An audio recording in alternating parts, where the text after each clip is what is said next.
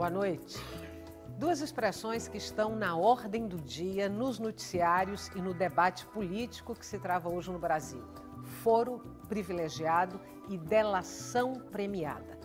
O foro privilegiado, por exemplo, está diretamente associado ao destino do presidente da Câmara, Eduardo Cunha, acusado de lavagem de dinheiro, evasão fiscal e recebimento de propina.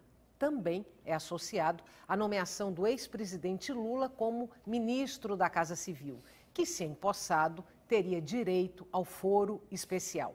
Já a delação premiada vem sendo usada em larga escala na Operação Lava Jato, que investiga o desvio de recursos na Petrobras. Mas o que são exatamente foro privilegiado e delação premiada? Como esses dois recursos do direito brasileiro vêm sendo utilizados? O quanto atendem a questões jurídicas e ou políticas? Há que se polemizá-los? Perguntas para os entrevistados de hoje do Opinião Pernambuco. Participam do nosso programa o jurista José Paulo Cavalcante Filho, o conselheiro estadual da OAB, Silvio Pessoa Carvalho, o conselheiro federal da OAB, Silvio Pessoa de Carvalho, e o conselheiro estadual da OAB, João Olímpio.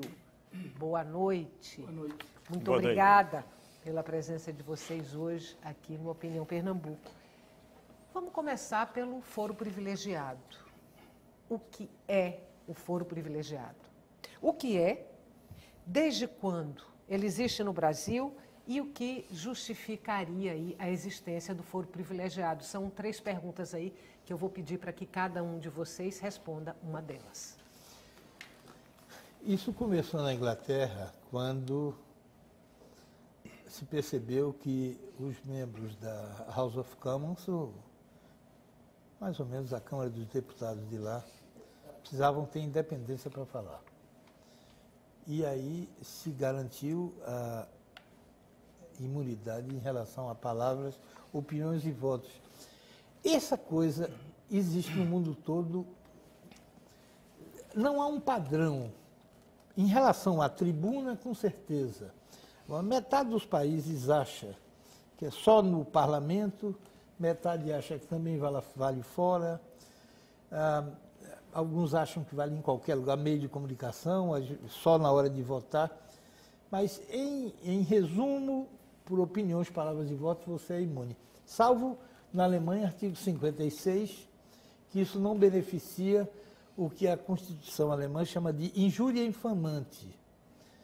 Mesmo na tribuna do parlamento, se você injuriar, não sei bem, João, você quer que me diga o que seria injúria infamante, eu estou traduzindo ao pé da letra. Mas aí, ao lado disso, e até é muito curioso, porque nos países anglo-saxões, a imunidade que tem o político numa tribuna, o público também tem, desde que esteja numa tribuna. Considerando-se tribuna, não ter os pés no chão. E é por isso que você vê o público discursando em cima de caixote, em cima de banco de praça. Eu já vi no Hyde Park, em cima, na Inglaterra, nos Estados Unidos, eu já vi na Inglaterra em cima de um lenço. Quando você bota o pé em cima do lenço, você está numa tribuna e você pode chamar o deputado de ladrão, do que quiser, porque do mesmo jeito que ele é imune porque está na tribuna, você também é imune que está. O problema não é isso, é que a coroa inglesa começou a prender os deputados, os equivalentes de deputados, por dívidas, tributos. E aí vem a grande invenção do Freedom from Arrest. Você não pode ser preso. Essa coisa oscila muito no mundo. A maioria dos países você não pode ser preso por dívida, ponto. Contra o Estado, alguns. Contra qualquer dívida, outros. Alguns países, como os Estados Unidos, só não pode ser preso durante o exercício dos 5 meses e meio do mandato anual. O problema é que 4 países do mundo exageraram. que é o Brasil, Argentina, Uruguai e Paraguai. E você pega prisão por qualquer assunto, o parlamentar só pode ser preso por crime hediondo, estuprar e matar uma criança, e se for em flagrante delito, porque se vocês escapar da cena do crime não pode ser. Aí ele vai ser julgado pela justiça comum? Não, vai para o foro privilegiado. Ele é Supremo, ele não pode nem ser preso. E se o Supremo inventar de prender, tem que comunicar à Câmara ou ao Senado que por maioria decide se ele vai responder o processo solto ou... Então, nesse patamar, para concluir, essa imunidade parlamentar brasileira é uma indecência no plano ético. Desde quando? Olha, o privilégio de foro, sim, há muito tempo. A própria Constituição Imperial de 1824 previa. Evidentemente que o imperador tinha uma imunidade absoluta, então sequer se cogitava dele ser traduzido diante de nenhuma jurisdição, ou seja, ninguém julgava o imperador. Mas já no Império havia isso, e essa tradição na República começou com a primeira Constituição Republicana de 1891, e um traço característico é que essa prerrogativa de foro, como se diz mais tecnicamente, uma prerrogativa de função, só fez aumentar e crescer, de uma forma assim quase que exponencial. Então, hoje, na Constituição de 88, a gente tem um leque imenso de autoridades com foro privilegiado, para muito além de deputados e autoridades políticas. Você tem um artigo que eu vi interessante do ex-presidente do Tribunal Regional Federal da 4ª Região.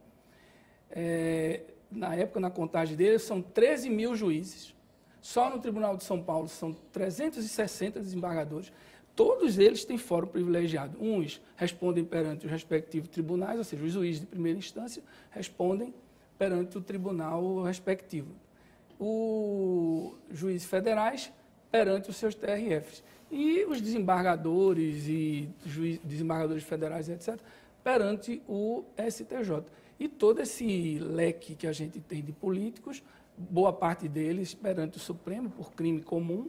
E, se quiser ampliar um pouco o debate, pode-se falar, inclusive, de um fórum político, que pegaria os crimes de responsabilidade, que aí seria uma formação mais política Mas é uma tradição nossa e que só faz aumentar. Então, se eu entendi bem, tem direito ao foro privilegiado, legislativo, executivo e judiciário. Perfeitamente. Prefeitos são julgados perante o Tribunal de Justiça.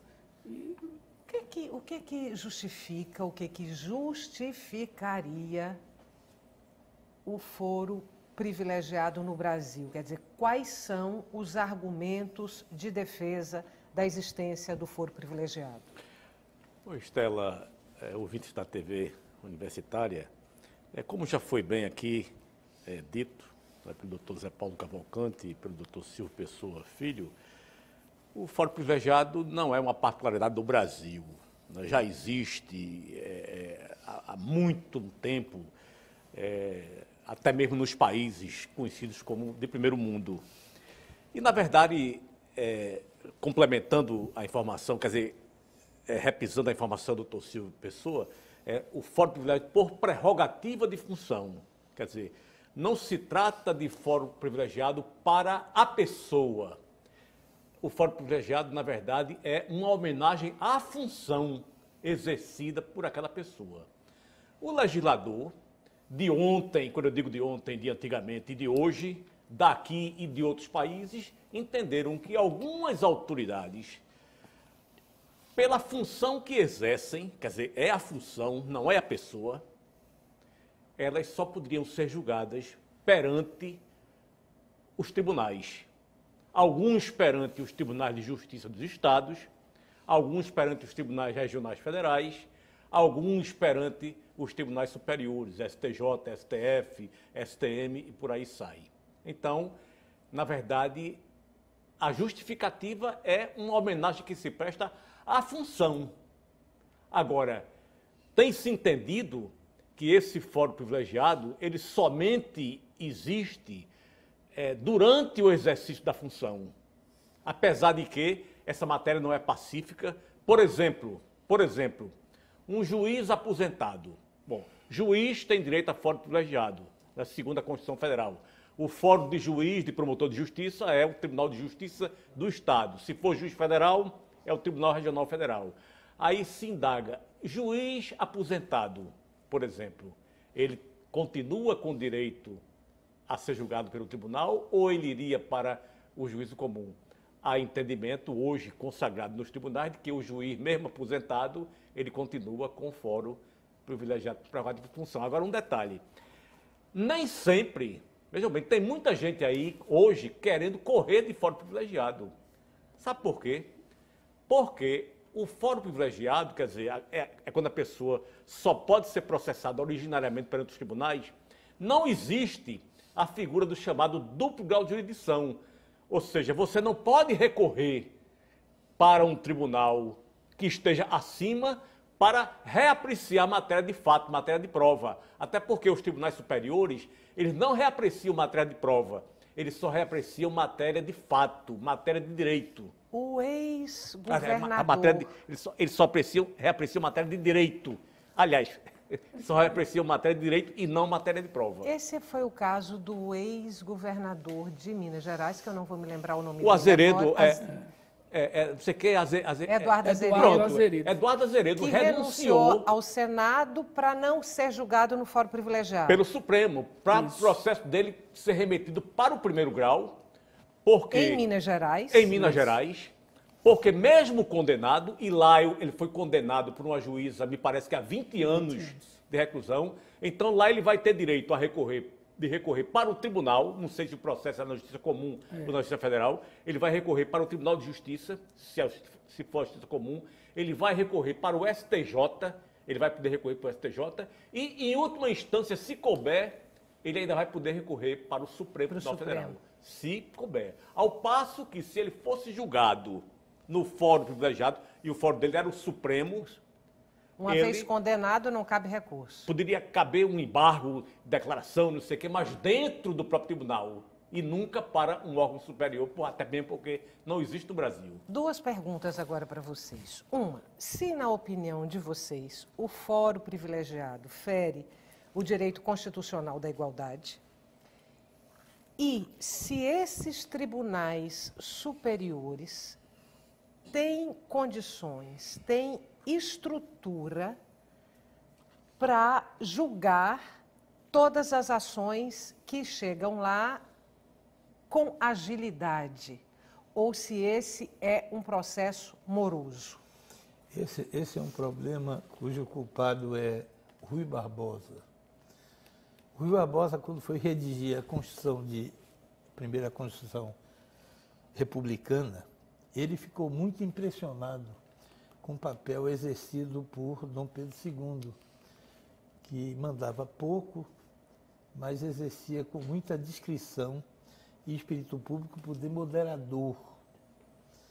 E ele sentia, quem lê as atas percebe isso, que era preciso construir uma instância que exercesse o papel de poder moderador. E inventou essa coisa do Supremo ser uma corte de cassação, uma corte de revisão de sentença, e juntou isso tudo. São 11 membros, os Estados Unidos tem o dobro da população, só são 9. Mas aqui é o seguinte, a maioria dos países, a corte mais alta é um tribunal constitucional. Você tem, a corte tem, em primeiro lugar, o número de pessoas beneficiadas, eu acho que não há nenhum país do mundo que tenha o nosso.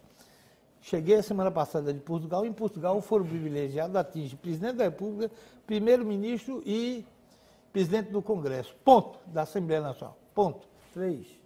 Deputado não. Só para você ter uma ideia. Mas aí, qual é o problema? O problema é que você tem o Supremo que tem um justice, assim se diz, dos ministros da Suprema Corte Americana, são obrigadas a relatar 30 casos por ano. O nosso Supremo, a última conta que eu fiz, que tinha 99.800. Como o presidente não julga, são 10 mil processos por juiz. Aí você pega um tribunal como esse, que não funciona, e meus amigos lá me dizem do desespero que não é nem ações civis, é a quantidade de gente que está presa e entra com habeas corpus e o Supremo não julga. Imagine que um tribunal que já está assoberbado com isso, virar instância para processar elite política. No mundo real, quase todos os crimes prescrevem. Sempre foi historicamente assim. Prescreve, porque o tribunal não tem agilidade. Não é só julgar, não. É instruir o processo e julgar. Isso é uma artimanha feita pelas elites políticas para não serem julgados, para não ficar acima da lei. Tem que dizer isso com todas as letras.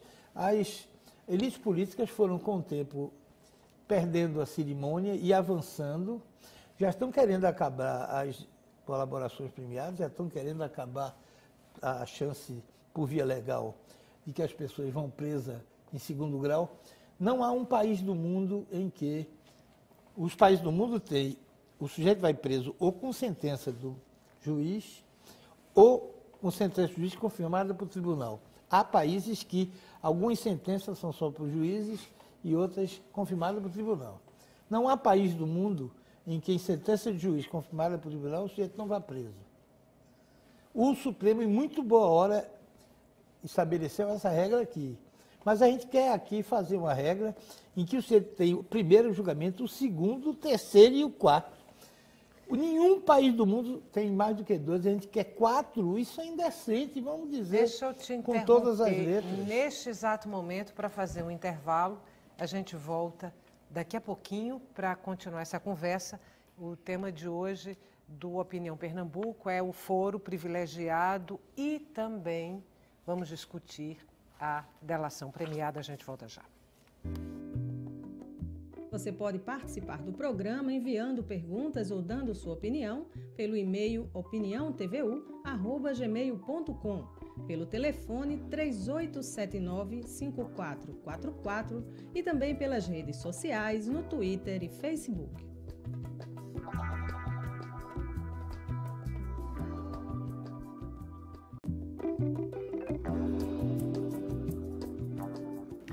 Estamos de volta. O Opinião Pernambuco está discutindo hoje foro privilegiado e delação premiada, como a expressão vem sendo travada nos debates, na mídia, mas que os juristas que participam hoje aqui do Opinião Pernambuco me disseram que a expressão correta é colaboração premiada. Então, tema do nosso programa, foro privilegiado, delação ou colaboração premiada, 2 recursos do direito brasileiro integrados ao debate político que se trava hoje aqui no país. Participam do nosso programa o jurista José Paulo Cavalcante Filho, o conselheiro federal da OAB Silvio Pessoa Júnior e também o advogado criminalista e conselheiro estadual da OAB, João Olímpio. No bloco anterior, os senhores colocavam as condições do... Vamos falar do STF, que é uma das instâncias do foro privilegiado, da quantidade de ações, de processos ali dentro e que impossível julgar todos nas condições que se tem e que muitos crimes, nesse caso, vão prescrever. Eu vou trazer uma questão específica, porque não se trata de qualquer pessoa. Se trata do presidente do Senado, Renan Calheiros, que é acusado de peculato, falsidade ideológica e uso de documento falso. Tem direito ao foro privilegiado, o STF, Supremo Tribunal Federal. Eu acho que algumas ações contra o presidente do Senado estão lá desde 2007. Já prescreveram. Alguns já prescreveram? Mais da metade das ações prescreveram. Como é que fica uma situação dessa hoje num país? Você tem uma grita generalizada contra a corrupção, contra a impunidade, um discurso que pede uma moralização do país. Como é que fica esse clima quase de guerra civil no país e situações como essa. Quer dizer, o presidente do Senado, o presidente da Câmara também é acusado no Supremo Tribunal Federal e até agora o Supremo não decidiu quando e se vai torná-lo réu. Como é que fica para o país uma situação como essa? Pois é, isso é retomando o que o doutor Zé Paulo disse agora há pouco, é a completa inaptidão dessas cortes superiores para terem competência originária sobre o processo, sobretudo de natureza penal. O que é que acontece na prática? Nenhum ministro do Supremo pratica nenhum ato de instrução. Despacha uma carta de ordem, como se chama tecnicamente, e manda um juiz do local onde reside a testemunha ou onde vai ser produzida a prova, praticar o ato material de coleta daquela prova. Então, um juiz que, na verdade, recebe uma incumbência dessa, fora de um contexto maior do processo, nem sempre a coisa se dá da melhor maneira possível, na verdade é uma prática meramente burocrática que tem ali. Enfim, você tem esse estado de coisas, o juiz, quando tudo se encerra, volta para o juiz, para o ministro do Supremo, com uma quantidade enorme de provas que foram colhidas, para ele sistematizar, ver o que é pertinente, não é pertinente, ponderar ali provas e contraprovas. Isso levou, por exemplo, no caso do mensalão, a que verdadeiros gabinetes de crise, se a gente pode dizer assim, foram montados nos gabinetes dos ministros supremos para dar suporte. Aliás, o polêmico juiz Sérgio Moro foi auxiliar da ministra Rosa Weber durante o mensalão. Então, você tem o risco, é um dos riscos que o fórum privilegiado cria, é justamente de você ter uma sucessão de crimes beneficiados pela prescrição. Por outro lado, quando você tem um relator mais voluntarioso, como foi o caso do ministro Joaquim Barbosa, que se empenhou pessoalmente, e acho que aquilo é um caso, não sei se os colegas concordam, doutor Zé Paulo, foi um caso bastante específico, porque ele realmente tomou aquilo ali para si e botou o processo para andar. Mas eu acredito que o risco é grande de a gente ter uma série de processos prescritos, alcançados pela prescrição, o que favorece verdadeiramente esse sentimento de impunidade que só faz agravar essa crise política que está aí. Oi. Bom, eu antes de qualquer coisa, eu queria fazer uma retificação no que eu disse anteriormente a respeito do fórum privilegiado, porque com certeza eu estou passivo de ser cobrado lá fora, não é? Quando eu falei de magistrado, não é? Que tem como fórum privilegiado o tribunal, seja Tribunal de Justiça, seja o Tribunal Regional Federal. Na verdade, o entendimento hoje consagrado é de que magistrado aposentado, ele não tem mais direito a fórum especial por prerrogativa de função. Agora, o que eu vou acrescentar, bom, isso fica bem claro, magistrado aposentado não tem mais direito ao fórum especial por prerrogativa de função. Agora, o que eu quero acrescentar é o seguinte, que essa questão ela poderia até estar muito mais agravada. Por quê?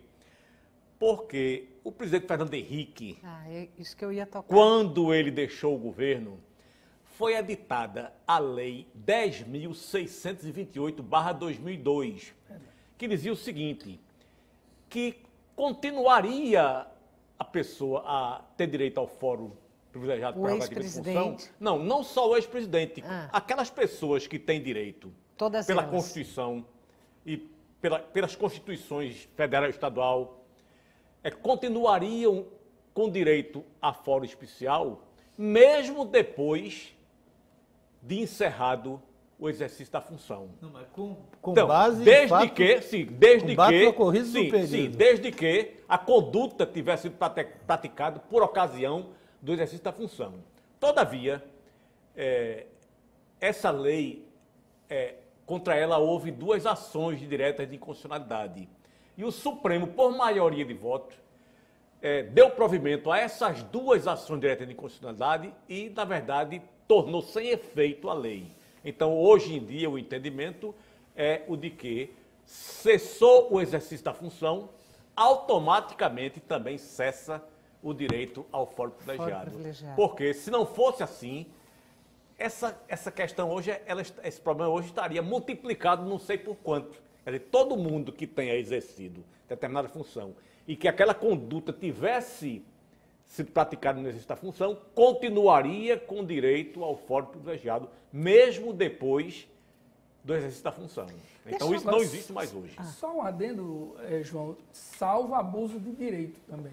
Porque no caso do Donadon, o ex-deputado Donadon, ele renunciou ao mandato quando o processo já estava em pauta para julgamento no Supremo.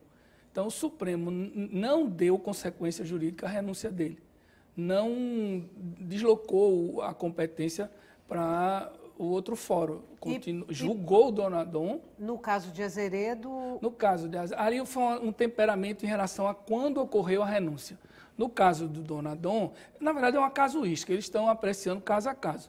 No caso do Donadon, eles entenderam que como já estava na pauta, já tinha sido colocado em pauta de julgamento, isso aí era um abuso de direito. No caso do Azeredo, embora já houvesse acabado a instrução, já estava prontinho para julgar, mas eles entenderam que o momento não caracterizou esse abuso de direito. É uma casuística e, enfim, há quem defenda, eu acho que foi a ministra Rosa Weber, que, ultimada a instrução do processo, a renúncia não operaria. Para outros, recebida a denúncia, mas ainda não está estabelecido um momento definitivo e consensual no Supremo. A questão está aberta, como disse o doutor Zé Paulo. Eu diria mais, sem interrompendo, né, que, na verdade, isso aí é uma construção, não é, de entendimento jurisprudencial. Exatamente. Não é? Porque, na verdade, ao pé da letra, né, pelo que está na Constituição, bom, se é governador, tem direito enquanto for governador. Se for ministro, assim sucessivamente. Aconteceu isso também com o ex-governador da Paraíba, não é? Ronaldo Cunha Lima, que estava prestes a ser julgado pelo Supremo, né, por uma tentativa de homicídio, e ele também, me parece que renunciou ao cargo, ao mandato de senador, para que o processo dele fosse remetido para o juiz de primeiro grau, para o Tribunal do Júri lá da comarca de João Pessoa. Não sei nem quem terminou aquilo. Olha só, eu vou trazer para vocês agora uma pergunta de Davidson Roberto, do Totó. Ele quer saber o que seria necessário para que autoridades do judiciário possam propor leis como os deputados e senadores fazem. Se candidatar. Tem que querer ser deputado. Numa república em que vigora a separação dos poderes, essas funções, de forma mais ou menos estanques, cabem a um ou outro poder. Então, apesar de que, como a gente tem visto, né, doutor Zé Paulo João, o TSE cria leis a toda hora, quer dizer, são resoluções com força de lei, o CNJ idem, a presidência da República edita medidas provisórias com força de lei. Então, na verdade, mas a rigor, não há como você considerar numa república em que vigora a separação dos poderes, no velho formato de Montesquieu, que um juiz, ele tem iniciativa de leis até alguns tribunais, e os tribunais, de modo geral, têm iniciativa de lei, mas para coisas específicas de questão administrativa, de proposta de orçamento, de organização da magistratura, coisas que são próprias ao funcionamento e à administração do próprio poder. Zé Paulo, Wilson Cunha, ele pergunta para você, o cidadão comum tem algum fórum privilegiado? Não. Simples assim. É simples. João Batista. O que é um absurdo. O que é um absurdo. Porque nossas elites políticas não são melhores do que nós, povo. Não são, em nenhum sentido. E é uma coisa aviltante você ver que as pessoas que procedem corretamente, nós todos, no dia a dia, tentando ser corretos, tenhamos um sistema e um conjunto de apaniguados, aproveitantes do cargo, possam ter o conjunto de direitos e de benesses que tem. É uma coisa revoltante. Ele tem toda a razão de perguntar, a resposta é não, mas eu diria, infelizmente, não acho que nenhum de nós devia ter privilégio, não. Acho que eles deviam perder quase todo. Não é que a gente ter privilégio. Eles é que deviam perder. Seria o caminho Mas inverso. seria mais democrático. Oi. Eu tenho um adendo Ah, a essa resposta do doutor Zé Paulo. É o seguinte, bom, o cidadão comum não tem foro privilegiado. Mas se o cidadão comum praticar um delito em concurso, em coautoria, com quem tenha foro privilegiado, ele será também julgado pelo tribunal. Ou Por não, quê? ou não, porque tem precedente nos dois sentidos. Não, né? não. No Supremo, não. Nos tribunais Supremo? superiores, nos dois sentidos. No Supremo, sim. Sim, no Supremo, sim. No STJ, sim. Mas nos tribunais de justiça do Estado, não. E no Tribunal Regional Federal, não. Aí eu afirmo. Por quê? Porque com relação aos tribunais superiores, há o entendimento de uma corrente de que os tribunais superiores só podem julgar aquelas pessoas que estão expressamente mencionadas na Constituição Federal. Artigo 105, STJ, artigo 102, STF. Todavia, há uma outra corrente de entendimento que aplica, não é, a regra segundo a qual a jurisdição superior atrai a jurisdição inferior. Agora, com relação aos tribunais de justiça dos estados e aos tribunais regionais federais, existe um entendimento mais ou menos pacificado, eu digo mais ou menos porque em direito não tem nada pacificado, nada, não é? Se um juiz de direito, por exemplo, praticar um delito, um crime qualquer, menos de homicídio, na companhia, por exemplo, do seu motorista, ambos serão julgados por conexão e por continência perante o Tribunal de Justiça do Estado, porque existe uma regra no Código de que quem tem direito à jurisdição superior atrai para si, para o mesmo processo, aquele que, na verdade, originariamente teria direito ao juízo de primeiro grau. eu acho que a gente deve ter 1 ou 2 minutos no máximo para fechar esse bloco. E eu vou fechar, então, com a pergunta de um outro telespectador, que é João Batista do Amaral, de Casa Amarela. Por que o senador Delcídio, porque para o senador Delcídio não houve privilégio? Houve sim, ele está, quem é inclusive que aprovou, ratificou, homologou a delação premiada dele, a colaboração premiada dele, foi o Teori Zavascki. Ele está perguntando outra coisa, é porque no artigo 53 da Constituição ele não podia ser preso. Por que não podia? Sentido, né? Porque só pode ser preso por crime hediondo e se for em flagrante delito. Quer dizer, não é só estuprar e matar o menino, não. Tem que ser estuprar, matar e ser pega a polícia com a calça ainda riada. O Senado já aprovou uma lei considerando corrupção crime hediondo. Mas a Câmara não vota, nem vai votar nunca, porque aí, se considerar crime hediondo, deputados e senadores podem passar a ser presos. Então, tecnicamente, a regrinha do 53, ele não podia ser preso. Não obstante, o Supremo, na minha maneira de ver, com grande espírito público, inventou uma integração do Código de Processo Penal na Constituição e passou por cima da regra de 53 e prendeu o Delcídio. Aliás, prendeu porque se não prendesse estava desmoralizado, porque Delcídio disse que conversou com os ministros todos, estava tudo se arranjado. Então, às vezes, por trás da decisão jurídica tem a questão real, de fato, que se você não compreender, não entende. Então, ele tem razão. Formalmente, não era nem para o Delcídio ter sido preso. Mas, em boa hora, o Supremo resolveu inovar tecnicamente e fez muito bem. Vamos fazer mais um intervalo. O nosso intervalo é curto, você sabe disso. A gente volta daqui a pouquinho. Até já. Você pode participar do programa enviando perguntas ou dando sua opinião pelo e-mail opiniãotvu@gmail.com, pelo telefone 3879-5444 e também pelas redes sociais no Twitter e Facebook.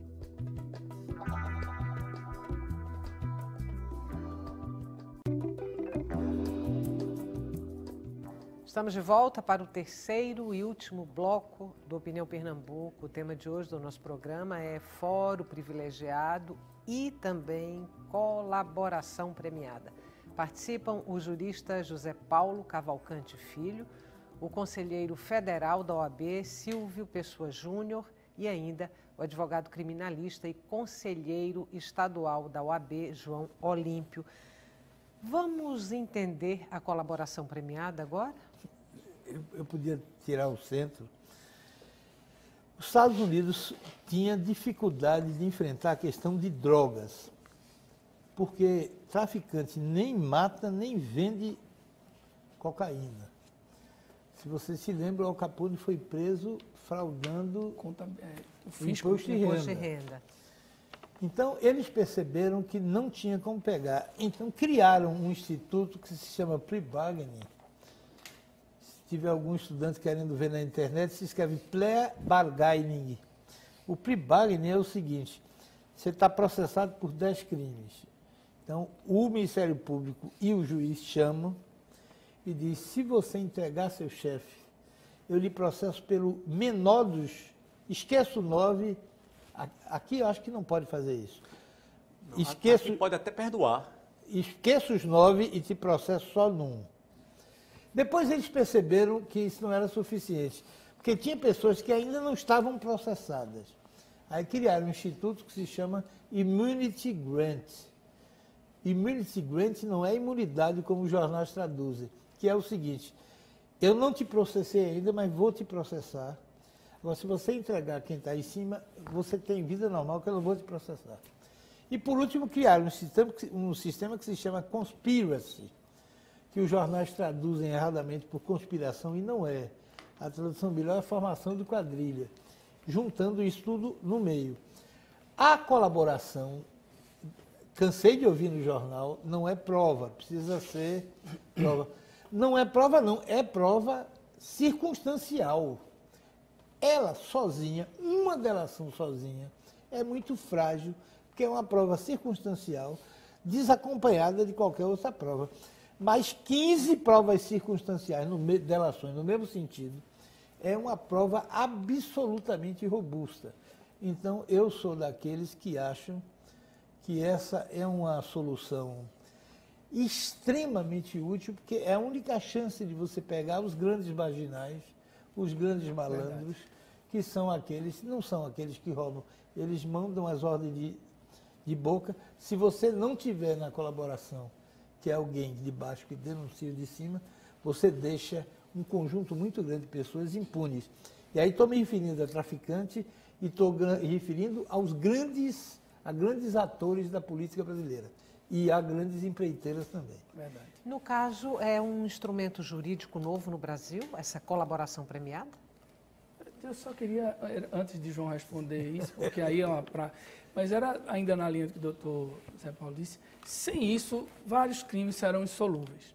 E a prova a gente tem uma prova dentro do universo mais do mundo jurídico nosso, de origem humana, na Itália, na Operação de Mãos Limpas.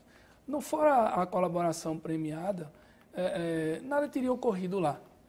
E pode até há uma grande discussão que na sequência a Operação Mão Limpa arrefeceu e não chegou realmente aonde gostaria, mas houve uma grande devassa. Silvio, foi quase 7 mil processados. Isso, é isso que eu ia dizer. E 2.900 e poucos condenados. Isso. Nós estamos em 67 isso. ainda. Isso, eu digo. A Manipulita botou na cadeia 2.900 e poucos. É exatamente isso. Há esse tipo de ponderação que é absolutamente desprovida de razão, como disse o doutor Paulo aqui. E quer-se, inclusive, contaminar, busca-se contaminar historicamente a Operação Mão Limpa, dizendo que ela provocou um vácuo político por ter realmente atingido todo esse...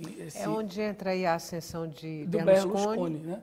E que, efetivamente, não é culpa da Operação Mão Limpa. A culpa é que toda a classe política estava enrascada na criminalidade. Então, o que é consequência não pode virar causa. Né? A Fundação Getúlio Vargas fez uma pesquisa agora, fez uma pergunta: em quem você quer votar nas próximas eleições? 82% da população dos pesquisados responderam em quem nunca tenha sido candidato a nada. Pois é. Isso é uma bela condenação de nossas elites políticas. É isso que cria os Berlusconi. Exatamente. Alguém que vem de baixo. Instrumento jurídico novo no Brasil? O mestre penal é ele. Na verdade, a delação premiada, apesar de ter se tornado evidente, não é, agora com essas operações, Lava Jato e outras, mas na verdade é um instrumento que já existe no Brasil, se não me falha a memória, desde a década de 90. No Código Penal ela existe de forma tímida, há muito tempo, para os crimes de extorsão mediante sequestro. Ela veio na Lei dos Crimes Hediondos, em 1990, na Lei dos Crimes Antidroga, na Lei de Combate às Organizações Criminosas, de 95, na Lei que coíbe os crimes contra a ordem tributária, mas sempre de forma um pouco mais tímida. E, a partir de 2013, quando houve aquela grande manifestação no Brasil, né, foi a maior de todas, de 2013... Que começou com a reivindicação do não congelamento tinha no preço das pauta, passagens. Não tinha uma pauta definida, não tinha lideranças de partidos políticos. Aquilo foi uma manifestação realmente do povo, né? Da sociedade brasileira. O passe livre. O passe livre. Né? Pronto, começou com o passe livre e estourou. Né? Sem uma pauta definida. Então, uns 2 meses depois daquilo, em junho de 2013, então surgiu a Lei 12.850, que aperfeiçoou o Instituto da Delação, agora com o nome de colaboração premiada, não é? Oferecendo vantagens àquelas pessoas que praticaram crime juntamente com outras pessoas. Que são? Essas vantagens são? Essas vantagens elas vão do perdão judicial, vejam bem, casos extremos, até redução de pena, faculdade de prisão domiciliar, faculdade de prisão domiciliar, com tornozeleira, facilidade da progressão de regime, mesmo que a pessoa não reúna os requisitos objetivos para a progressão. Na verdade, uma série de benefícios, inclusive, repito mais vezes, inclusive o perdão. Tudo isso para fazer com que a pessoa que participou de um crime possa delatar aqueles outros que também participaram. Agora, o artigo 4º da Lei 12.850, ele diz expressamente que a delação há de ser eficaz, ou seja, ela tem que gerar resultados, ela tem que ser comprovada, como disse o doutor Zé Paulo Cavalcante, e ela tem que ser espontânea. E aí eu tenho a ousadia, né, de colocar aqui uma questão que circula no mundo jurídico, né, com os seus prós, com os seus defensores e aqueles que se posicionam contra, que é essa espontaneidade que está dos sendo delatores. Praticada, né? na Lava Jato. Então, o que é que está acontecendo? Pelo menos na minha ótica, na minha leitura, e de boa parte do mundo jurídico, se prende o cidadão para obrigá-lo a fazer uma delação premiada. Não é?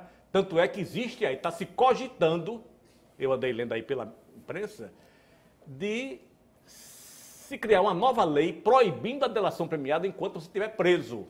Por quê? A espontaneidade de quem está preso, com exemplos outros de pessoas que já estão em casa, etc. e tal, essa espontaneidade, eu diria que ela resta muito comprometida com a vontade, não é, viciada. Inclusive, o doutor Zé Paulo é civilista, sabe que o ato jurídico praticado como vício de vontade, Rapaz, eu acho que são bandidos. E são os mais difíceis de pegar. Porque são presidentes de grandes empreiteiras, são ministros de Estado, são ex-presidentes da República. Quando esse discurso aparentemente legalista, na verdade é um difícil que beneficia os atores mais importantes e mais poderosos do país. Há uma historinha que passa na internet, João Lí, porque eu achei muito engraçada. O sujeito gravou a mulher, o melhor amigo, a mulher o traía. Eu recebi isso. Gravou a mulher o traindo, o detetive subornou a mulher no motel, filmou dentro do quarto. Rapaz, sua mulher está lhe traindo. Ele disse, tem uma fita aqui. Ele disse, mostre a autorização judicial para a gravação. Eu não tenho. E ele, o traído, com o apoio da mulher, disse, você não fala mais comigo, você fez uma ilegalidade. É um pouco isso. A gente está dando muita questão à forma e menos à substância. Esse argumento protege os presidentes das maiores empreiteiras do Brasil, ministros de Estado, ex-presidente da República, gente que de outra forma não seria alcançado nunca. Olha, então é preciso deixa eu compreender o momento especial que a gente está vivendo. Uma questão aqui, a gente tem 3 minutos para fechar o programa, que vai na direção disso que está sendo colocado por vocês. Eu já tive a oportunidade de entrevistar aqui, não faz muito tempo, um outro jurista que comparou a metodologia, digamos assim, de Sérgio Moro na condução aí da Lava Jato, das delações premiadas ou colaboração premiada, à prática de tortura. Então, é isso que eu estou trazendo para vocês. Veja a bem, opinião de vocês. Eu quero deixar bem claro, não é, o discurso do Dr. Zé Paulo, na verdade, é um discurso que agrada a sociedade, né, porque a sociedade aplaude. Estou dizendo porque estou convencido disso. O povo aplaude, certo? E eu quero também deixar bem claro o seguinte, eu não estou aqui defendendo a impunidade de dono de empreiteira, nem de quem quer que seja. Apenas, eu acho que nós, né, o Brasil, na redemocratização, as conquistas individuais de cidadão foram conseguidas com muito sacrifício. Então, eu acho que o corrupto, principalmente o de grande coturno, de alto coturno, ele deve ser cumprido, inclusive, de forma extremamente rigorosa. Agora, eu acho que deve-se respeitar, né, o devido processo legal. Entendeu? Rapidamente, a gente não está tratando, como disse do traficantezinho, do vendedor de crack na praça. São as melhores bancas de advocacia que prestam assessoria e realmente eu tenho muita dificuldade em reconhecer que eles estejam fazendo alguma coisa ali forçado ou contra a vontade. Na verdade, eu realmente peço licença, João, para não concordar muito com essa tese. E a tese de que só pode delatar ou colaborar quem estiver solto, então a gente vai colocar traficantes perigosíssimos na rua para que ele possa delatar. Quer dizer, realmente não me parece um argumento... Se você for para o tráfico de droga, vai ficar mais fácil ainda. Isso. Solte para ele delatar, solta para ele delatar. Arriba e vai. Então, na verdade, desde que as garantias constitucionais estejam sendo cumpridas, o cara se apresente diante de um juiz, tenha seu advogado ao lado, e esses daí não tem... A delação premiada pode ser proposta pelo juiz? Não. Não. Tem que ser espontânea. Ela é negociada entre o acusado ou o investigado e o Ministério Público, ou entre ele e a autoridade policial. O juiz apenas homologa. Mas, Estela, o grande incentivador da colaboração chama-se Marcos Valério. Marcos Valério não colaborou, todos estão soltos, Genuíno, sai delúvio, todos estão soltos e ele vai passar ainda mais 30 anos na cadeia. O efeito Marco Valério é o grande estimulante das colaborações. Vocês agora, porque o nosso tempo acabou. Muito obrigada, mais uma vez, por terem vindo hoje aqui no Opinião Pernambuco. Para você que está em casa, muito obrigada pela companhia até agora, muito obrigada pelas perguntas e o Opinião Pernambuco volta amanhã.